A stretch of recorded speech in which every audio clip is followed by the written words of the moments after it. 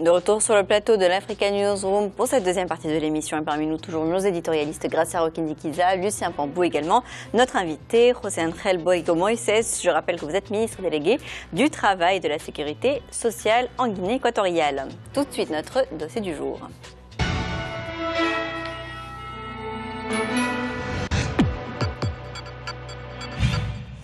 Au vu de la croissance économique fulgurante que connaît la Guinée équatoriale, le pays a plus que jamais besoin d'une main-d'œuvre qualifiée à même de participer au développement de l'État. Partant de ce constat, un vaste plan de soutien au secteur de l'éducation a été amorcé en 2007. Il a permis la construction de plusieurs universités et centres de formation professionnelle. En témoigne ce reportage de notre correspondant en Guinée équatoriale, Serge Kofi.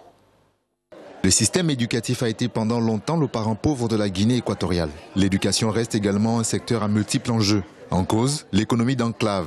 En Guinée équatoriale, cette économie est caractérisée par la croissance d'un secteur isolé qui n'a entraîné aucun effet sur le développement des autres secteurs, l'éducation comprise.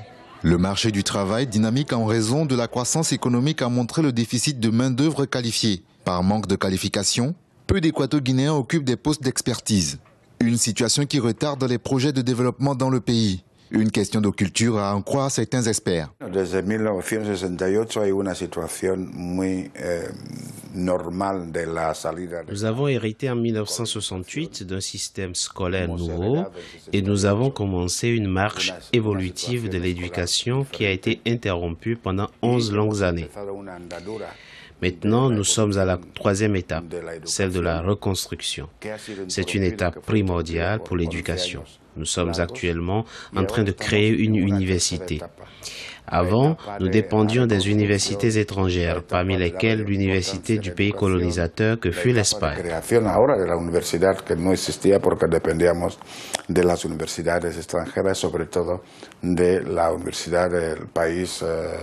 Colonizador, la expotencia colonial que era España. Pour Placido Mico, c'est davantage le manque de volonté politique qu'il faut relever. Le député prend à témoin le budget de l'université qui vient d'être voté. Une université qui espère avoir pour cette année 2013-2014 plus de 10 000 étudiants. Le budget global, tout compris, c'est 8 milliards 500 millions de francs CFA, 8 milliards 500 millions de francs CFA. Donc si vous faites la ratio entre le nombre d'élèves et le budget accordé à l'université, ça fait à peu près 800 000 francs par étudiant. Mais ça, c'est une université effectivement pauvre, parce que quand vous faites ce ratio-là dans d'autres universités, il y en a qui arrivent peut-être à 10 millions par étudiant. C'est que le gouvernement accorde comme budget pour le financement et le fonctionnement de l'université. Donc vous voyez clairement qu'il n'y a pas aucune volonté. Pour éviter une croissance en développement, une réforme a été engagée en 2007.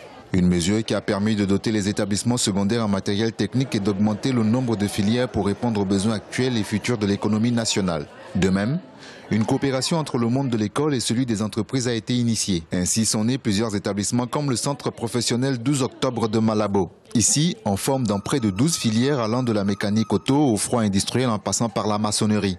Des formations qui n'existaient que très peu auparavant et pour lesquelles il fallait s'exiler pour y avoir droit. La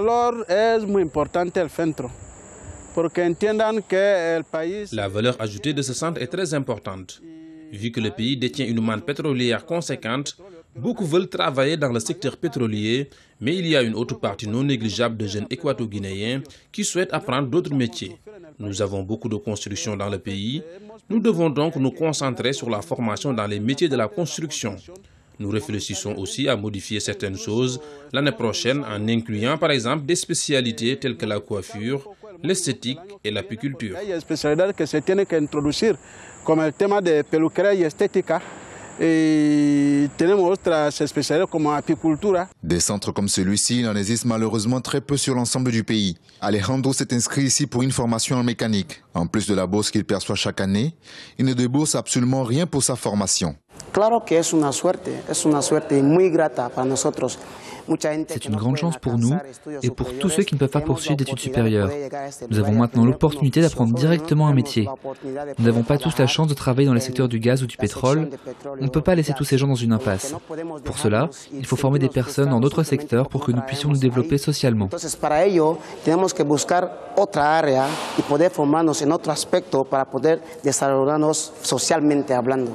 L'Université nationale de Guinée équatoriale, la UNGE, qui compte 3000 étudiants répartis dans ces 3 facultés, a également subi la réforme et s'est enrichie de nouvelles disciplines comme la biodiversité et multiplie les coopérations avec ses homologues étrangères.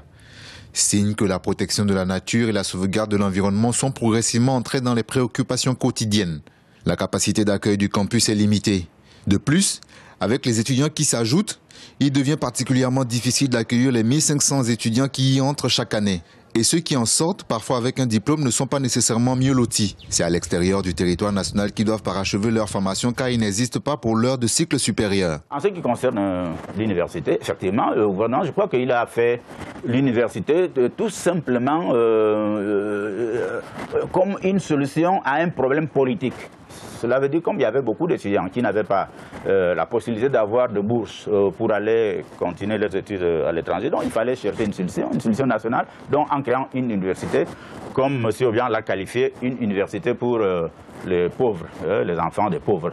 L'université, ça fonctionne depuis plus d'une dizaine d'années, mais ils n'ont pas, même pas une bibliothèque qui mérite ce nom. Les professeurs à l'Université nationale n'ont pas le niveau requis. L'espoir demeure car une université est en construction à Bassoupon, en périphérie de la ville de Malabo. Elle pourrait annoncer l'avènement d'une nouvelle ère pour l'enseignement en Guinée équatoriale, à condition de tenir compte de bien des facteurs. Maintenant que nous nous développons, nous devons accompagner cette croissance d'une base scientifique. Si notre développement n'a pas de base scientifique, elle ne pourra pas être durable. On ne peut pas planifier un développement durable tant qu'on n'a pas de base scientifique. Le rôle de l'investigation est fondamental. Actuellement, on parle de l'industrialisation du pays. Si elle ne passe pas par la recherche scientifique, nous serons un relais inconscient de la technologie des autres. La investigación científica seremos objetos de una copia, de un traspaso un poco inconsciente de las tecnologías. Le profil de vulnérabilité du système éducatif équato-guinéen est en train de s'estomper, même si le secteur des hydrocarbures a pu avoir un léger effet d'entraînement bénéfique à l'éducation. Reste que ces changements se font surtout sentir en milieu urbain et dans le sillage direct de l'économie des hydrocarbures, c'est-à-dire loin de la majorité des habitants. Un effort majeur reste à accomplir de ce côté pour que l'éducation pour tous dépasse le cadre des slogans pour devenir une réalité au service de la majorité des Équato-Guinéens. Monsieur le ministre, quels sont aujourd'hui les secteurs d'éducation, les secteurs de formation également qui sont prioritaires en Guinée équatoriale? Merci, madame. Dans le reportage que nous venons de voir, il s'est dit des choses qui, chacun a donné son opinion. Mais vous savez, depuis, on ne va pas faire toute l'histoire de la Guinée équatoriale en matière d'éducation parce que monsieur le recteur vient de le faire très clairement. Depuis la première conférence de 1997 où on a évalué, on s'est posé la question qu'est-ce qu'on fait avec l'argent du pétrole. La deuxième conférence de 2007 a dit qu'il faut diversifier le bien-être et l'économie pour avoir un bien-être social. Pour cela, il faudrait 2 phases. La première phase, 2008-2012, phase de développement graduel et phase d'accélération à partir de 2012.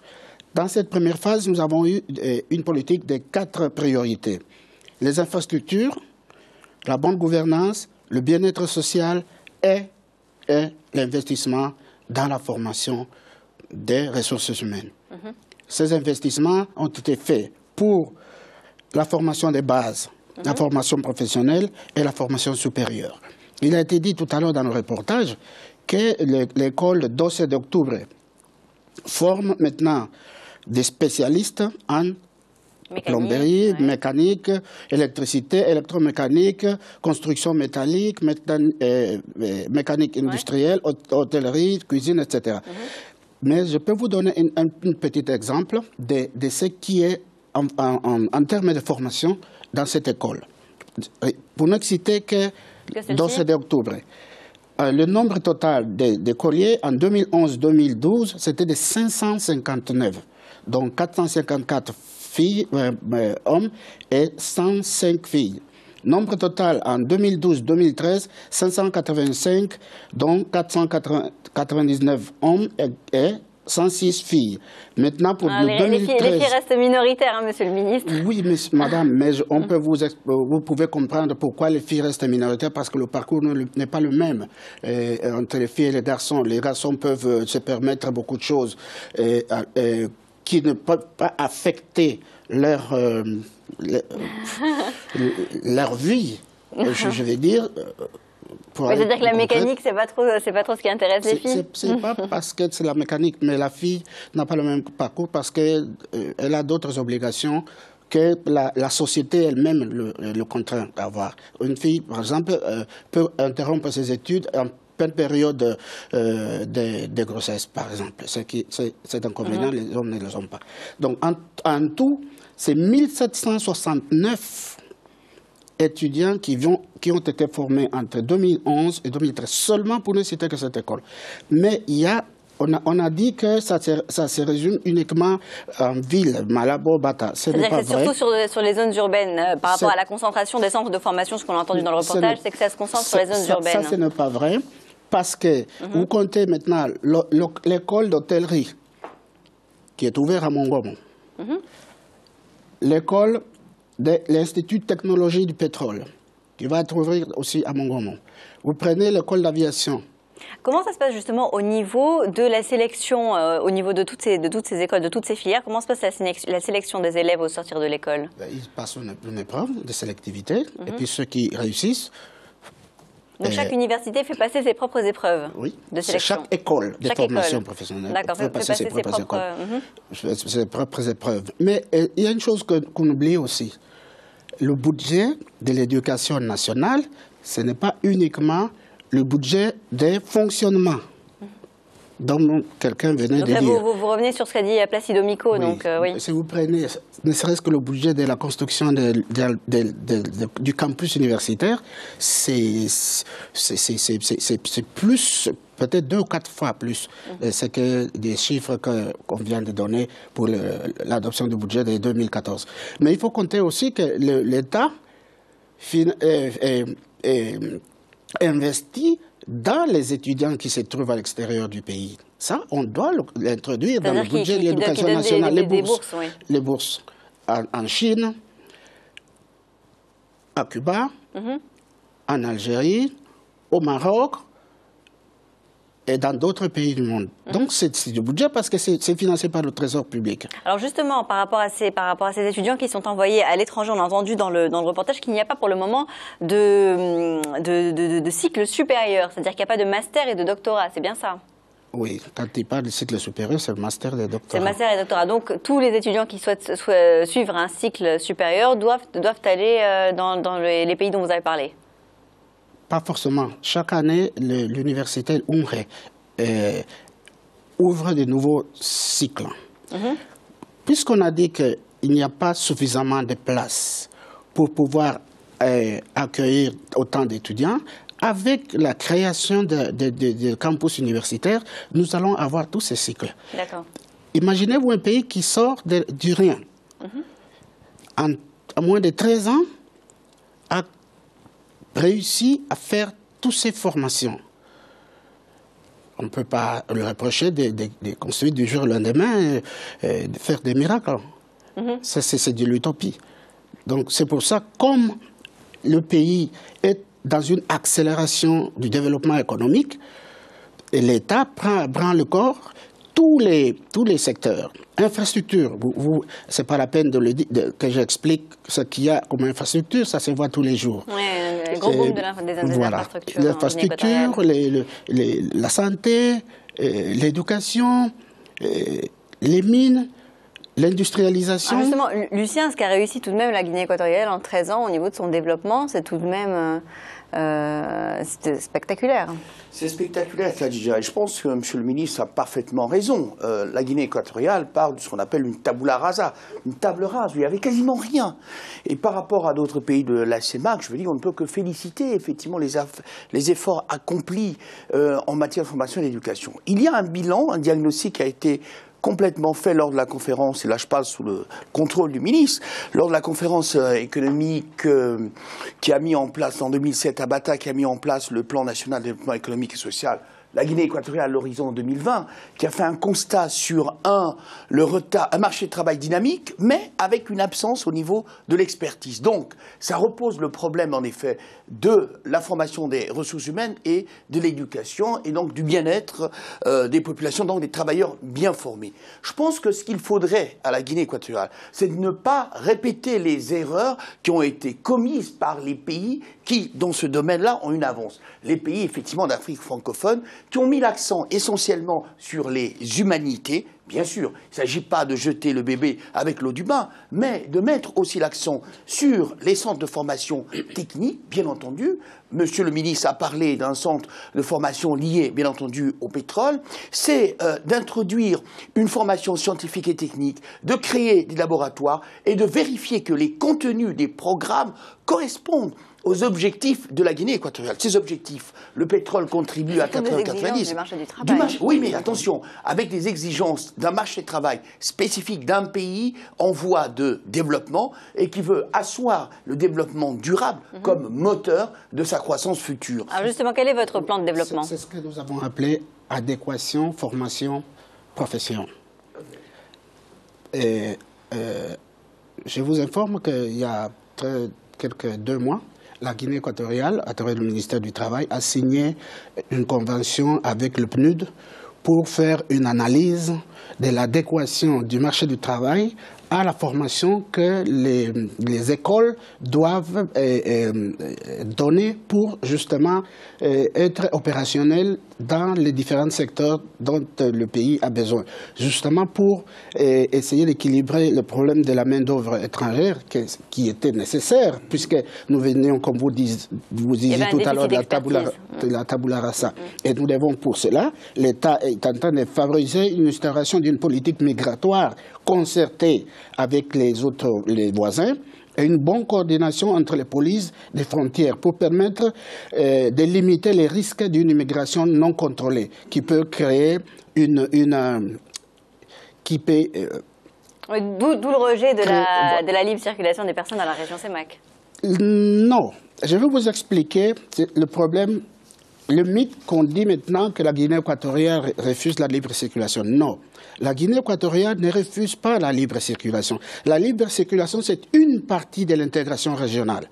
Une partie. L'intégration régionale de la CEMAC, c'est l'intégration économique et l'intégration monétaire. L'intégration monétaire, nous sommes tous membres de la zone CFA. Nous avons une banque commune, une banque d'émission commune, et nous avons une police des banques. La police des banques, c'est la COBAC, la commission bancaire, celle qui vérifie que les banques respectent toutes les règles de bonne gestion. Bien, maintenant nous parlons de l'union économique. L'union économique, c'est la libre circulation des personnes et des biens. La libre circulation des biens, c'est fait déjà. Mais pour la libre circulation des personnes, le sommet du Conseil des chefs d'État du mois d'avril, en N'Djamena, 2007, avait décidé que les États doivent mettre en place au préalable un certain nombre de mesures pour que la libre circulation puisse avoir lieu. Le Conseil des ministres chargé de l'immigration qui s'était réuni la même année à Yaoundé, avait pris acte de ces conditions. Qu'est-ce qui se passe? Il devait y avoir aussi la signature d'un accord avec l'Interpol au mois le 20 octobre de cette année à Cartagena de Indias, parce que Interpol devait assister aux pays membres de la CEMAC pour pouvoir mettre bien en place la libre circulation. Il y a plusieurs paramètres qui n'ont pas encore été finalisés. Je vais vous le dire parce que comme ça va lever l'équivoque qui existe entre l'histoire que la Guinée équatoriale ne veut pas la libre circulation des personnes. Les conditions qui devaient être exécutées avant la mise en place de la libre circulation étaient 1. Élaboration des passeports biométriques CEMAC dans des catégories de diplomates, officiels et services.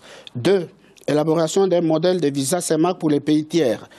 3. Acquisition et installation des équipements dans toutes les frontières de la communauté terrestre et maritime, capables de lire les passeports biométriques Et cette machine devait être fournie par Interpol. Les États membres avaient déjà déboursé de l'argent pour que la commission de la CEMAC achète les machines. L'argent s'est volatilisé. Oui, donc de la difficulté, effectivement. Quatrièmement, la création d'un comité de suivi et d'évaluation en matière d'immigration. Cinquièmement, la création d'un centre de coopération de police et douane pour l'échange d'informations afin de faciliter et contrôler les mouvements des personnes. Sixièmement, la création d'un comité de suivi de formation des policiers des frontières, société civile, administration territoriale, etc. Septièmement, création d'un centre de collecte de données pour faciliter l'investigation judiciaire entre les États membres. Et huitièmement, renforcement des institutions des comités des chefs de police. Tout ça, c'est un paquet de conditions préalables. Si ce n'est pas fait, comment voulez-vous que l'on admette la libre circulation, alors qu'on sait qu'une libre circulation non contrôlée, ça peut créer des convulsions sociales. Ouais. Il suffit de regarder dans nos alentours ce qui se passe dans les autres pays. Et le malheur des uns ne peut pas faire le bonheur des autres. Alors nous allons devoir mettre fin à ce débat, Monsieur le Ministre. Merci beaucoup pour vos éclairages, en tout cas. Au moins, ça a levé le voile. Je vais vous rappeler les principaux titres de l'actualité continentale à retenir. À Madagascar, la Cour électorale spéciale a confirmé les résultats du premier tour de l'élection présidentielle. Jean-Louis Robinson, proche de la mouvance de l'ancien président Marc Ravalman, est en tête avec 21,16% des suffrages. Quant au candidat proche de l'actuel président de la transition, Andra Joel, Eri Rajaoni Ramampianina, il a été crédité de 15,85% des voix. En Libye, les milices stationnées à Tripoli sont sur le départ. 5 ont déjà quitté les lieux au cours d'une cérémonie officielle. Les autorités se sont félicitées de ce pas important vers l'édification de l'État. Nous allons marquer une courte pause de nouveau dans l'Africa Newsroom. À suivre les dossiers économiques avec la Tunisie et le Zimbabwe. À tout de suite.